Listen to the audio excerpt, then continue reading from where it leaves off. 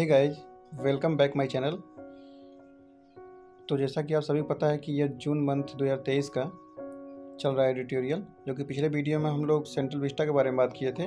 और आज का टॉपिक है भारतीय खिलौना क्षेत्र की विकास यात्रा। तो चलिए स्टार्ट करते हैं। भारत दशकों होने वाली आयात की आवश्यकता को समाप्त करते हुए वर्ष 2020-21 और 2021-22 के दौरान खिलौनों का शुद्ध निर्यातक बन गया है। भारत में पिछले 3 वर्षों में खिलौनों के आयात में 70% की कमी आई है, जबकि इसके निर्यात में 61% की वृद्धि हुई है।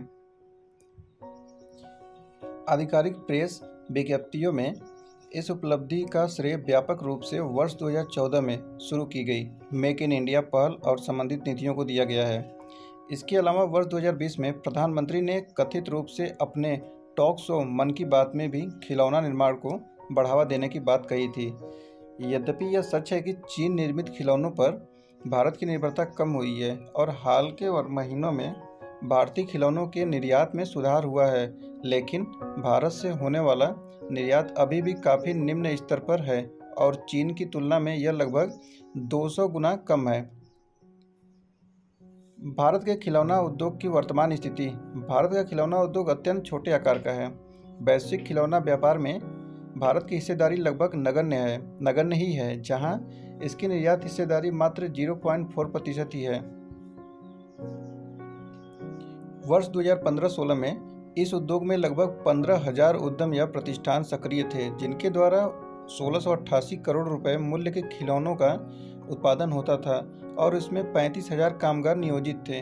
कुल कारखानों और उद्यमों में पंजीकृत कारखानों जो नियमित रूप से 10 या अधिक कामगारों को रोजगार देते हैं की हिस्सेदारी महज 1% थी, जिसमें इस क्षेत्र से संबंधित लगभग 20% श्रमिक नियोजित थे और इनका उत्पादन मूल्य वैल्यू ऑफ आउटपुट कुल मूल्य का लगभग 77% था।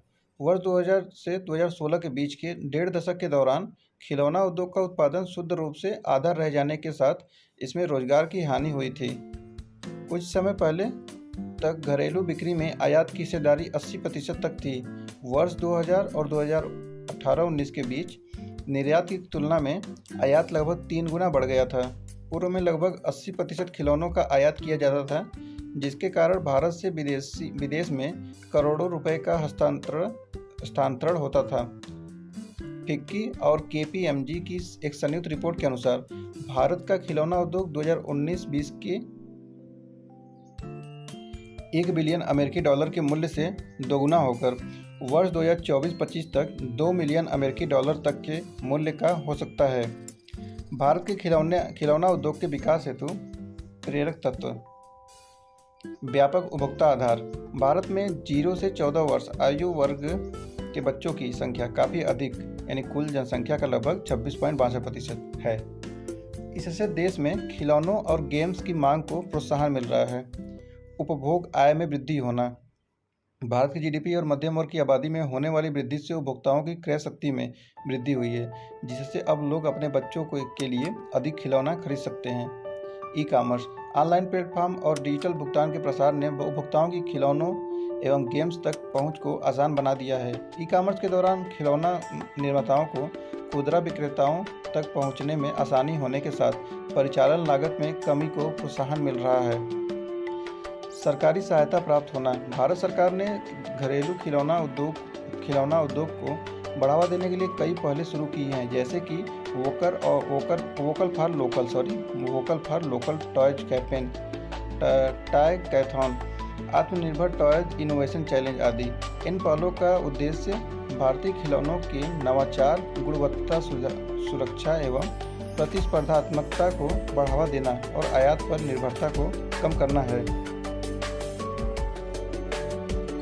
लोगों की पसंद में परिवर्तन आना। टॉय एसोसिएशन की वर्ष 2018 की एक रिपोर्ट के अनुसार 67% माता पिता छोटे बच्चों में विज्ञान एवं गणित की विकास को प्रोत्साहन करने के अपने प्राथमिक तरीके के रूप में STEM यानी साइंस, टेक्नोलॉजी और इसमें इंजीनियरिंग, मैथमेटिक्स पर केंद्रित खिलौनों पर विश्वास करते हैं। पारंपरिक खिलौनों से आधुनिक एवं हाईटेक इलेक्ट्रॉनिक खिलौनों की ओर बढ़ती बदलती पसंद से बाजार की वृद्धि को प्रोत्साहन मिल रहा है। वैश्विक प्रवृत्ति, खिलौना क्षेत्र को वैश्विक स्तर पर प्रोत्साहन मिल रहा है, जहां निर्माता नए बाजारों की खोज कर रहे हैं, जिससे मध्य पूर्व एवं अफ्रीकी देशों में निर्यात को बढ़ावा मिल रहा है। खिलौनों के निर्यात में भारत की हाल की प्रगति मुख्य रूप से संयुक्त राज्य अमेरिका के कारण हुई है, जिसके लिए भारत खिलौनों के 9वें बड़े स्रोत के रूप में उभरा है। संरक्षणवाद, भारत का खिलौनों का शुद्ध निर्यातक बनना मुख्य रूप से बढ़ते संरक्षणवाद और कुछ मायनों में संभवतः घरेलू क्षमताओं के विस्तार के कारण है। वोकल फॉर लोकल के आह्वान का इस वृद्धि पर व्यापक प्रभाव पड़ा है। खिलौना उद्योग का महत्व, खिलौना उद्योग में जैसे बाल विकास होगा, मनोरंजन होगा, शिक्षण और अधिगमन यानी लर्निंग होगा, आर्थिक प्रभाव पड़ेगा। आर्थिक प्रभाव जैसे खिलौना उद्योग से राजस्व एवं रोजगार का सृजन होगा, नवाचार और प्रौद्योगिकी मतलब इनोवेशन और टेक्नोलॉजी में बढ़ावा मिलेगा, सांस्कृतिक प्रभाव भी होगा खिलौनों से। खिलौना उद्योग के विकास हेतु सरकारी पहल क्या है? तो स्टार्टअप्स को बढ़ावा देना। ये सरकार ने स्टार्टअप उद्यमियों से खिलौना क्षेत्र में विस्तार करने का आह्वान किया है। सरकार ने औद्योगिक क्षेत्र से स्थानीय खिलौनों का समर्थन करने और विदेशी वस्तुओं पर निर्भरता कम करने का भी आग्रह किया है। भारतीय लोकाचार एवं मूल्यों को प्रतिबंधित करने के लिए ऑनलाइन गेम सहित खिलौना प्रौद्योगिकी एवं डिजाइन में नवाचार के लिए शिक्षा संस्थाओं से छात्रों के लिए हैकेथॉन का आयोजन करने का भी आह्वान किया गया है। आयात शुल्क में वृद्धि, सरकार ने वर्ष 2020 में खिलौनों और उसके घटकों पर आयात शुल्क को 20% से बढ़ाकर 60% कर दिया है। इन उत्पादों के आयात में कटौती करने तथा घरेलू विनिर्माण गतिविधियों को बढ़ावा देने के उद्देश्य से इसे बढ़ाकर 70% कर दिया गया है। अनिवार्य गुणवत्ता प्रमाणन, सरकार ने स्वदेशी उद्योग के पुनरुद्धार के लिए खिलौना गुणवत्ता प्रमाणन को अनिवार्य कर दिया है। सरकार ने 1 सितंबर 2020 से आयातित खिलौनों के लिए गुणवत्ता नियंत्रण लागू करना भी शुरू कर दिया है, ताकि यह सुनिश्चित किया जा सके कि केवल मानकों के अनुरूप उत्पाद ही देश में प्रवेश कर सके। राष्ट्रीय खिलौना कार्य योजना, घरेलू खिलौना उद्योग को बढ़ावा देने और भारत को वैश्विक खिलौना केंद्र के रूप में विकसित करने के लिए भारत सरकार द्वारा यह पहल की गई है। इसमें 15 मंत्रालयों को शामिल करते हुए विभिन्न हस्तक्षेपों जैसे खिलौना उत्पादन क्लस्टर स्थापित करना, विनिर्माण एवं निर्यात को प्रोत्साहित करने के लिए योजनाएं शुरू करना, अनुसंधान एवं विकास और गुणवत्ता मानकों को मजबूत करना, शिक्षा के साथ खिलौनों को एकीकृत करना तथा खिलौना मेले एवं प्रदर्शनियों का आयोजन करना पर बल दिया गया है। पारंपरिक उद्योगों के उन्नयन एवं पुनर्निर्माण हेतु कोष की योजना, scheme of fund for registration for traditional industry यानी कि स्फूर्ति, सूक्ष्म लघु एवं मध्यम उद्यम मंत्रालय एमएसएमई ने इस योजना के तहत 19 खिलौना क्लस्टर को मंजूरी दी है। अब आता है इसमें चुनौतियां, मतलब भारतीय खिलौना उद्योग के समक्ष विद्यमान चुनौतियां क्या है? तो कच्चे माल की प्राप्ति के लिए विदेशों पर निर्भरता, प्रौद्योगिकी का अभाव या टेक्नोलॉजी का अभाव है, करों की उच्च दरें हैं, इंफ्रास्ट्रक्चर कमज़ोर हैं और सस्ते विकल्प उपलब्ध होना, जैसे कि चीन जैसे देशों से सस्ते और निम्न गुणवत्ता आयात से उत्पन्न प्रतिस्पर्धा भारतीय खिलौने उद्योग के लिए एक अन्य चुनौती भी है। भारत खिलौना आयात में चीन की 80% हिस्सेदारी है, जिससे घरेलू खिलौना निर्माताओं पर प्रतिकूल प्रभाव पड़ता है। इस क्षेत्र की असंगठित होना, असंगठित मतलब कि भारतीय खिलौना उद्योग अभी भी व्यापक ही 90% रूप से असंगठित है, जिसमें अधिकतम लाभ प्राप्त करना अत्यंत कठिन हो जाता है। इसमें आगे की राह क्या है? तो प्रौद्योगिकी और कुशल श्रम के माध्यम से उच्च गुणवत्तापूर्ण प्रतिस्पर्धी खिलौनों हेतु विनिर्माण क्षमताओं को बढ़ावा देना, समर्थन कौशल विकास और वित्तीय सहायता के साथ लघु एवं मध्यम उद्यमों को बढ़ावा देना, नवाचार को बढ़ावा देने और बाजार विस्तार हेतु सहयोग एवं भागीदारी को बढ़ावा देना, उपभोक्ताओं की विश्वास बहाली हेतु कड़े सुरक्षा एवं गुणवत्ता मानकों पर बल देना, खिलौनों की बिक्री बढ़ाने तथा ऑनलाइन बाजारों में इसके प्रसार हेतु डिजिटल परिवर्तन को अपनाना, समग्र बाल विकास के लिए खिलौना पुस्तकालयों को प्रोत्साहित करना और खिलौनों को शिक्षण व्यवस्था के साथ एकीकृत करना, उत्पाद पोर्टफोलियो में विविधता लाना तथा उपभोक्ताओं की बदलती प्राथमिकताओं, पसंदों एवं आवश्यकताओं को पूरा करना। इसमें शैक्षिक, डिजिटल, पारंपरिक और अनुकूलित खिलौनों का विकास करना शामिल हो सकता है, जो विभिन्न आयु समूहों एवं वर्गों को आकर्षित करते हैं। खिलौना निर्माण में पर्यावरण अनुकूल प्रथाओं को अपनाना, जैसे कि अपशिष्ट एवं पुनर्निर्विकृत सामग्री का उपयोग करना, पर्यावरण अनुकूल पैकेजिंग करना और रीयूज एवं रीशेयर मॉडल को बढ़ावा देना। अब नेक्स्ट टॉपिक आता है जीएसटी क्षतिपूर्ति व्यवस्था के बाद की चुनौतियां। तो वस्तु एवं सेवा कर ने भारत के कराधान परिदृश्य में एक महत्वपूर्ण रूपांतरण का सूत्रपात किया है। हालांकि आरंभ में कुछ विनिर्माता राज्यों ने संभावित राजस्व प्रभाव के बारे में चिंता जताई थी। इन आशंकाओं को दूर करने के लिए केंद्र ने राज्यों को जीएसटी के लागू होने के बाद 5 वर्ष की अवधि के लिए जीएसटी क्षतिपूर्ति उपकर यानी जीएसटी कंपनसेशन के माध्यम से राजस्व हानि के विरुद्ध सुरक्षा का आश्वासन दिया था। यद्यपि महामारी के कारण कुछ राज्यों के राजस्व में गिरावट आई, केंद्र ने राज्यों को समर्थन देने की अपनी प्रतिबद्धता को प्रदर्शित करते हुए उधारी के माध्यम से बकाया राशि को चुकाने में सफलता प्राप्त की। इस क्षतिपूर्ति उपकर को मार्च 2026 तक के लिए बढ़ाया गया था, ताकि केंद्र केंद्रीय खजाने के माध्यम से राज्यों को वितरित राशि की क्षतिपूर्ति कर सके। हालांकि राज्यों को विस्तारित लेवी की आय से कोई हिस्सा प्राप्त नहीं होगा। जीएसटी व्यवस्था के बारे में राज्यों का क्या आशंकाएं थी? तो राजस्व वितरण के बारे में चिंताएं, जैसे कि उत्पादक राज्य जीएसटी प्रणाली के तहत उपभोगकर्ता कंज्यूमिंग राज्यों के समक्ष राजस्व की हानि उठाने को लेकर आशंकित थे।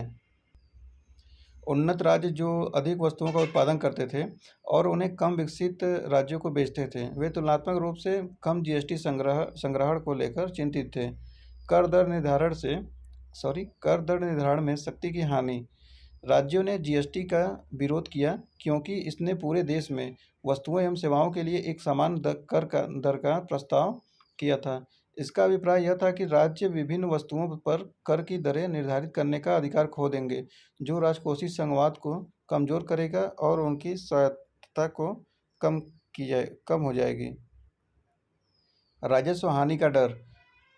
पूर्ववर्ती कर व्यवस्था को जीएसटी प्रणाली की ओर संक्रमण के दौरान राजस्व की संभावित हानि को लेकर राज्य चिंतित थे, क्योंकि 17 विद्यमान अप्रत्यक्ष करों को एक में विलय कर दिया गया था। यह सुनिश्चित करने के लिए राजस्व तटस्थ दर निर्धारित करना महत्वपूर्ण था कि पूर्व की तरह राजस्व की समान राशि एकत्र हो सके। जीएसटी दर के त्रुटिपूर्ण निर्धारण से राजस्व संग्रहण में कमी आ सकती थी, जिससे राजकोषीय चुनौतियां बढ़ सकती थीं। वस्तु एवं सेवा कर क्या है, यानी जीएसटी क्या है? तो जीएसटी एक मूल्य वर्धित कर यानी वैल्यू एडेड टैक्स है, जो घरेलू उपभोग के लिए बिक्री की जाने वाली अधिकांश वस्तुओं एवं सेवाओं पर लगाया जाता है। यह एक गंतव्य आधारित कर डेस्टिनेशन बेस्ड टैक्स है। जीएसटी 101वें संविधान संशोधन अधिनियम 2016 में 16 के लागू होने के बाद वर्ष 2017 से लागू हुआ। इसका भुगतान उपभोक्ताओं द्वारा किया जाता है, लेकिन यह वस्तुओं एवं सेवाओं की बिक्री करने वाले वस्तुओं द्वारा सरकार को प्रेषित किया जाता है। केंद्र और राज्य समान रूप से एक साझा आधार पर कर लगाते हैं। केंद्र द्वारा अधिरोपित जीएसटी को केंद्रीय जीएसटी यानी सीजीएसटी कहा जाता है और राज्य द्वारा अधिरोपित एसजीएसटी कहा जाता है। जीएसटी पर राज्य सहमत कैसे हुए? जब उनकी चिंताओं को संबोधित किया गया तो राज्य साथ आने पर सहमत हो गए। कई कारक थे जिन्होंने राज्यों की सहमति के निर्णय को प्रभावित किया। राजस्व संग्रह की स्वायत्तता एक महत्वपूर्ण कारक जिसने राज्यों को जीएसटी के लिए सहमत किया। यह प्रावधान था कि उन्हें शराब और पेट्रोलियम उत्पादों से राजस्व प्राप्ति पर नियंत्रण बनाए रखने की अनुमति दी गई थी। इन वस्तुओं को जीएसटी ढांचे से बाहर रखा गया था, जिससे राज्यों को शराब पर उत्पाद शुल्क और पेट्रोलियम उत्पादों पर वैट लगाने की स्वायत्तता प्राप्त थी। महामारी के दौरान यह स्वायत्तता महत्वपूर्ण सिद्ध हुई जब कर संग्रह में गिरावट आ गई थी। राजस्व क्षतिपूर्ति। राज्यों की राजस्व संबंधी चिंताओं को संबोधित करने के लिए केंद्र सरकार ने उन्हें 5 वर्ष की अवधि के लिए 14% वर्ष 2015-16 बेसलाइन पर आधारित की वृद्धि दर से राजस्व की किसी भी कमी के लिए क्षतिपूर्ति का आश्वासन दिया। इस क्षतिपूर्ति के वित्त पोषण के लिए विलासिता एवं हानिकारक वस्तुओं यानी लग्जरी एंड सिन गुड्स पर एक क्षतिपूर्ति उपकर लगाया गया। अब है जीएसटी परिषद में शामिल करना। जीएसटी परिषद के गठन ने राज्यों का समर्थन प्राप्त करने में महत्वपूर्ण भूमिका निभाई, जिसमें प्रत्येक राज्य और केंद्र के प्रतिनिधियों को शामिल किया गया था। जीएसटी परिषद जीएसटी से संबंधित सभी मामलों के लिए निर्णयकारी संस्था बन गई, जहां सर्वसम्मति की कमी के मामले में मतदान के प्रावधान किए गए थे। परिषद में केंद्र सरकार के पास 1/3 मत है, जबकि राज्यों को सामूहिक रूप से 2/3 मत सौंपे गए हैं। इस संरचना का उद्देश्य निर्णय लेने के मामले में एक सहकारी एवं समावेशी दृष्टिकोण सुनिश्चित करना है। जीएसटी क्षतिपूर्ति की समाप्ति पर राज्य कौन से कदम उठा सकते हैं? तो सुनिश्चित राजस्व सुरक्षा के अभाव का अर्थ है कि राज्यों को अपनी वित्तीय क्षमता बढ़ाने के लिए वैकल्पिक रास्ते तलाशने होंगे।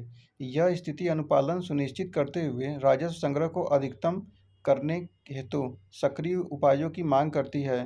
राजस्व उगाही की सीमित शक्तियों से उत्पन्न चुनौतियों से निपटने के लिए राज्य निम्नलिखित रणनीतियां अपना सकते हैं, जैसे कर विश्लेषक का उपयोग करना। तो व्यापक डेटा विश्लेषण के अंतर्दृष्टि प्राप्त करने के लिए राज्यों को कर विश्लेषकी रणनीतियों एवं प्रक्रियाओं को अपनाना चाहिए। राज्य विभिन्न स्रोतों से एकत्र किए गए डेटा का लाभ उठाकर सटीक राजस्व अनुमानों के आधार पर सूचना संपन्न निर्णय ले सकते हैं। अनुपालन निगरानी को सुदृढ़ करना।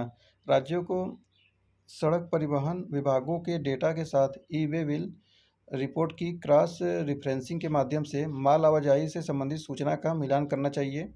यह दृष्टिकोण संभावित विसंगतियों का पता लगाने और गैर सरकार अनुपालन करदाताओं की पहचान करने में मदद करता है। हालांकि ऐसी तुलनाओं पर निर्भरता विवेकपूर्ण ही होनी चाहिए, क्योंकि विभिन्न रिपोर्टिंग आवश्यकताओं से विविधता भी उत्पन्न होती है। गैर अनुपालक करदाताओं के लिए अनुकूलित उपाय। राज्यों को करदाताओं को जोखिम मूल्यांकन और विगत अनुपालन पृष्ठभूमि के आधार पर वर्गीकृत करना चाहिए। करदाताओं को वर्गीकृत करके और प्रत्येक समूह के लिए विशिष्ट नीतिगत उपायों को लागू करके प्रवर्तन कार्रवाइयों को प्रभावी ढंग से लक्षित किया जा सकता है। सर्कुलर ट्रेडिंग और धोखाधड़ीपूर्ण चालान जैसे मुद्दों से निपटने के लिए यह दृष्टिकोण विशेष रूप से महत्वपूर्ण है।